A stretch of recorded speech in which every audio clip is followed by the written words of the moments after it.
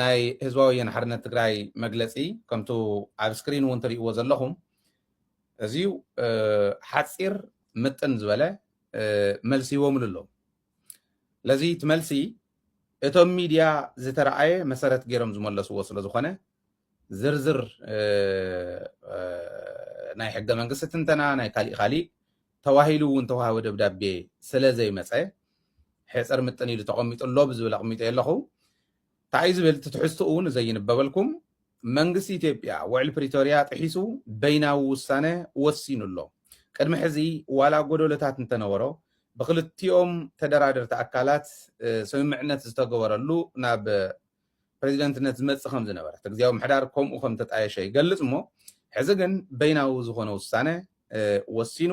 ውዕል ፕሪቶርያ ጥሒሱ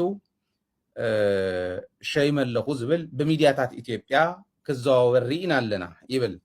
እዚዩ በይናዊ ውሳነ እዚ ህዝባዊ ወያነ ሓርነት ትግራይ ከምዘይተቐበሎ ንመላእ ህዝብና ንኣደራደርቲ ኣካላትን ማሕበረሰብ ዓለምን ክነፍልጥ ንፈቱ ዝብል ገሊፆም ኣለዉ ኣብዚዩ ናይ ህወሓት መግለፂ ጥራሕ እንተይኮነ ባይቶና እውን መግለፂ ኣውፅያ ኣላ መግለፂ ባይቶና ናይ ግዝያዊ ምሕዳር ምንዋሕ እዩ ተቃይሙ ዘሎ ብሓፈሽኡ እዚ ሕጋዊ ፖለቲካውን ሕገ መንግስታውን ኮንሰርን ንክህልወና ገይሩና እዩ እዚኦም ሰለስቲኦም ዝጠሓሰ ዓይነት ምንዋሕ እዩ ኮይኑ ዘሎ ሕጊ ተጣሒሱ በይናዊ ውሳነ ምውሳኑ ካሊእ ጥሕሰት እዩ ነገር ግን ሕጋውን ፖለቲካውን ኮንስቲቱሽናል ዝኾነ ኮንሰርን ወይ ከዓ ሕገ መንግስታዊ ዝኾነ ኮንሰርን ግን ክህልወና ገይሩና ኣሎ እዚዩ ከምኡ ኢሉ እንድሕር ቀፂሉ እተን ሚድያታት ወፂኡ ዘሎ ብኣግባቡ እንተዘይተዓልዩ ማሕበረሰብ ዓለም ክፈልጦ ክኽእል ኣለዎ እዚዩ ክፈልጦ ኣለዎ ኢሎም ካብ ዘውፅዎም ሓደ ሕጋዊ ስጉምቲ እንተወሲዳ ትግራይ ወይ ሕጋዊ ስጉምቲ ንክትወስድ ትግራይ ድሕነታ ንክተረጋግፅ ህልውና ክትረጋግፅ ሕጋዊ ስጉምቲ ክትወስድ ኦፕን ዝኾነ ጉዳይ ተፈጢሩ ዝኒሄ ክፍቲ እዩ ስለዚ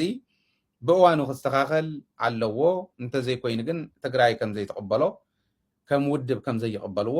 ንህዝቢ ትግራይ እውን ከም ውድብ ዘለዎ